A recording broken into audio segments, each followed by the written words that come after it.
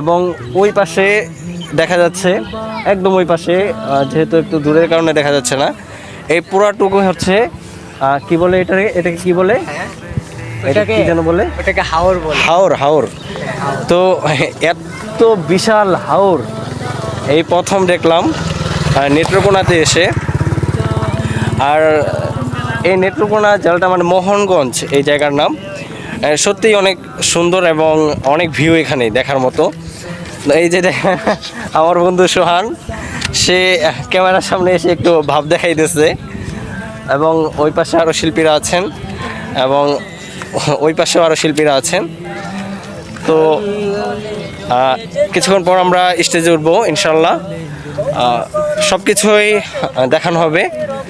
অবশ্যই সকলে আমাদের সাথে থাকবেন। সাথে থাকবেন এবং সবাইকে দাওয়াত রইল। তো আমাদের শিল্পীরা স্টেজে উঠে গিয়েছে এবং সঙ্গীত পরিবেশন করছেন।